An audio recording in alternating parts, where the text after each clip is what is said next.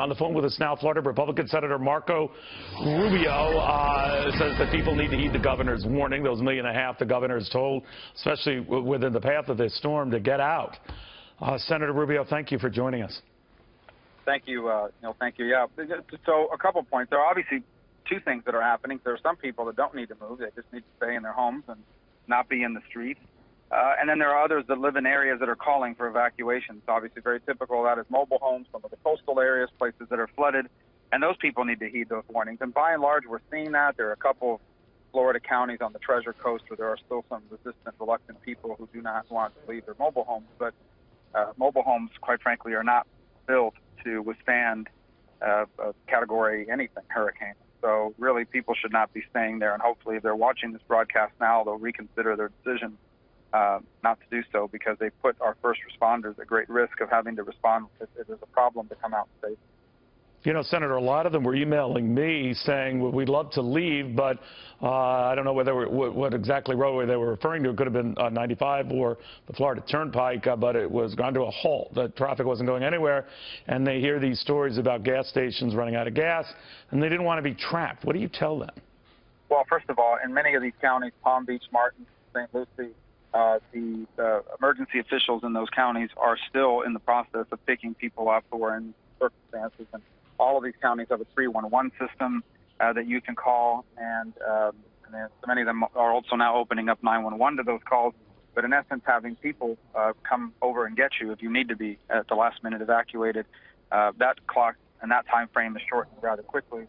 I can tell you traffic is actually flowing quite well on most of our interstates, including I-95 and so forth.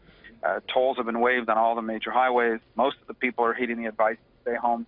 So there's still time to get out, but I can just tell you here in a couple hours that window will have closed, and these people are going to get stuck in a very difficult situation if indeed the storm continues on the track that it's on. So we're trying to do everything we can to encourage those folks to move.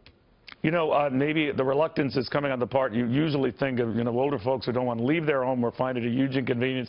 But we're hearing a lot of younger people, too, for whom this is sort of like a generational anomaly. I guess there hasn't been a hurricane that hit Florida now in the better part of a decade. So for them, this sounds like a lot of, weather saber rattling. What do you say to them, those who doubt that this will amount to much?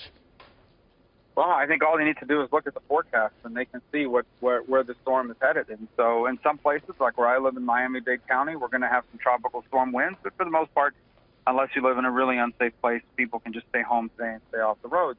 But if you live anywhere north of Palm Beach County, all the way up to Jacksonville, and even into Central Florida, they need to take this very, very seriously. This is not a small storm. This is a big storm of Category 4.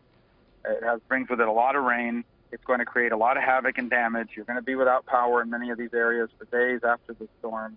So you really cannot take it lightly. There's no reason to saddle raver. Look, I know saber rattle. I mean, there's no reason to do that.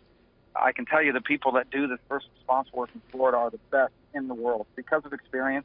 Having gone through this before, they know what they are saying, and there is a reason why they are asking people in certain places to do certain things. Real quickly, I know you got to go, Senator, but there's a possibility that this thing skirts the coast, just a little bit, never hits land. Obviously, does quite a bit of damage, still is a Category 4 storm, but actually turns around again and hits again. How do Floridians prepare for that? Because this could be something that'll be around a while.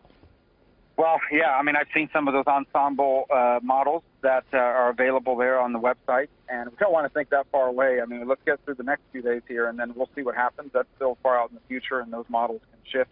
I've seen the model that have it turn around, but in essence, even if that were true, we would be doing what we're doing now, which is getting ready. And so let's get through this the next couple of days here, obviously, and then if there's more to be done next week, we'll figure that out. We'll cross that bridge when we get there. But right now, it's a good day for people in Broward and Dade County to just stay home, and Palm Beach County and other places really heed the warnings to evacuate.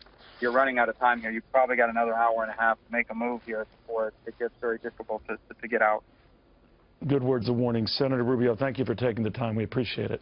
Thank you. Senator Marco Rubio in Florida. Of course, you Floridians listening in the affected areas, you heard him. You've heard all these reports. I think it's incumbent to be on the safe side and get out. You can debate whether those reports are accurate, maybe tomorrow. But for now, get out.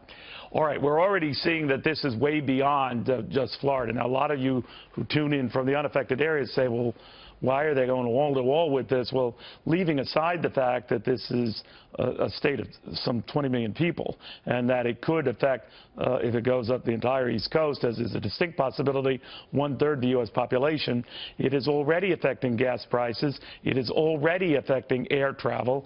So just look around. With the hub and spoke system being what it is for air travel today, chances are if you're waiting for a plane in California, it will be delayed because of what's happening there. Stick around.